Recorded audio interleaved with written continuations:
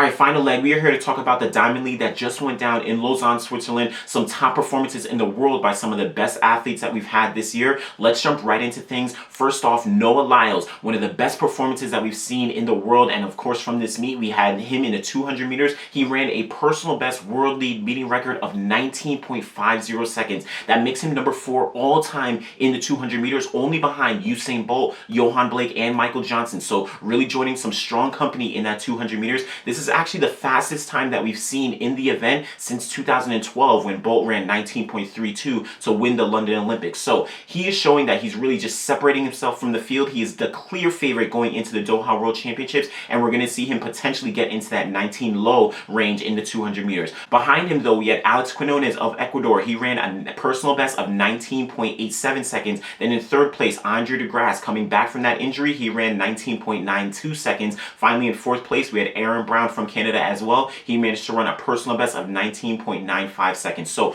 all these guys are really starting to dip under the 20-second range, but Lyles, again, clearly separating himself. He is the absolute clear favorite in that 200 meters. So keep a lookout for that 200 meters going into the Doha World Championships later on this year. Now, in the women's 400 meters, we had Salwa Eid Naser from Bahrain. She has been one of the most consistent 400 meter runners. She was trying to go for another win here. She had a lot of unexpected competition that we saw, but Naser did manage to come away with the win in a second best time that she's ever run, 49.17 seconds, only behind that personal best from last year of 49.08 seconds. But she managed to have a lot of competition. We had Aminatou Seyni from Niger. She managed to come away in second place, almost getting the win in 49.19 seconds. That's a personal best, national record. All those allocates for her. A little unexpected. She improved her personal best from 50.24 seconds that she had run earlier this year, so over a second faster than her previous personal best. But this shows that she might be somebody who will be contending for a medal. Not sure. We should see a lot more consistency before we just give her a medal, but Naser is clearly the number 2 in that 400 meters. Of course, we have Shamier Little from the Bahamas, who's clearly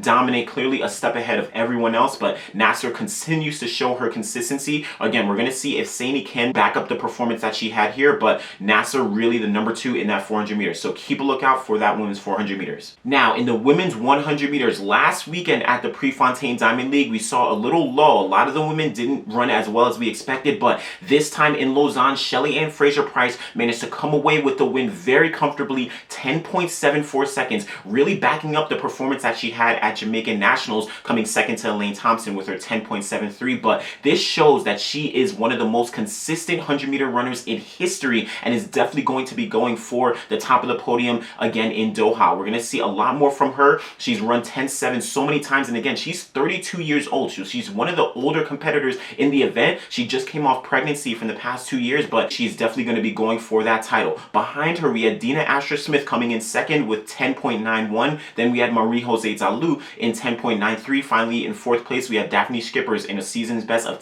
11.04. So these women are really going for the 100 meters, but Shelly and Fraser Price, of course, she's going to have competition from Elaine Thompson as well as some other ladies, but she is showing that she is the most consistent 100-meter runner right now, and her age is not going to defeat her. So look for Shelly and Fraser Price to challenge for a gold medal in Doha later on this year. Now, jumping into the field, we had Pitor Lisek of Poland. He managed to grab the win in a really strong, really consistent 6.01 meters, taking a personal best, a national record, meeting record, all those allocates. Really strong performance. He was challenged by Sam Kendricks, who had actually jumped 5.95 meters. That's a season's best for him. They ended up both missing at 6:01, 3 attempts, but in a jump off, Lisek managed to get the win. Really strong performance. He's showing that he is not to be forgotten as well. Of course, we had Duplantis. Of course, we have Levillanine. Of course, like I said, Kendricks, but Lisek as well as some of the other guys are really going to be contending for a great men's pole vault in Doha later on this year. Now, in the men's 1500 meters, Timothy Cheruiyot from Kenya, he's been one of the most dominant 1500 meter runners that we've had over the past couple years. He managed to comfortably come away with the win,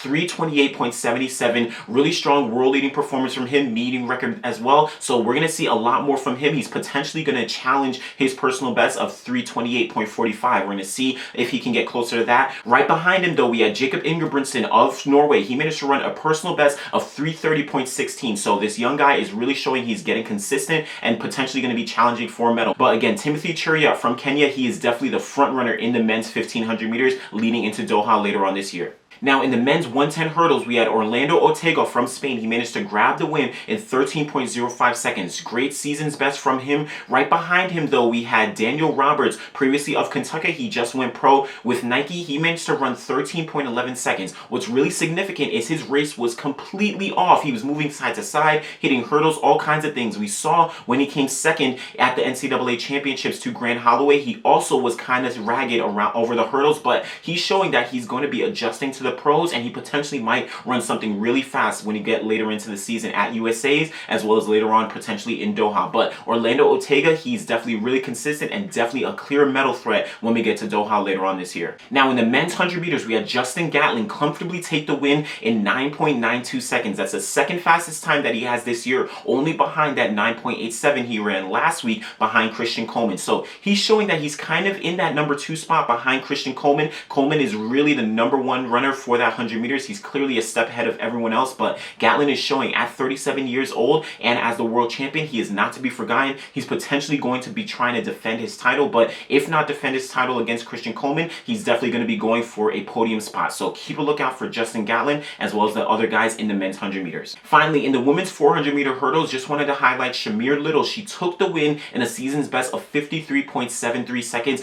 This is showing that the 400 meter hurdles on the women's side is really going to be a highly contested event. We have Shamier Little, again, 53.73 this season. Seyni McLaughlin, the prodigy, she has run 53.72 this season. And also the Olympic champion, Dalilah Muhammad, she has a season's best of 53.61. So a lot of these ladies are in the 53-second range, and they've all run sub 53. We're going to likely see them dip under 53 seconds later on this year, if not at USA. So keep a lookout for all these ladies and the highly contested 400 meter hurdles on the women's side.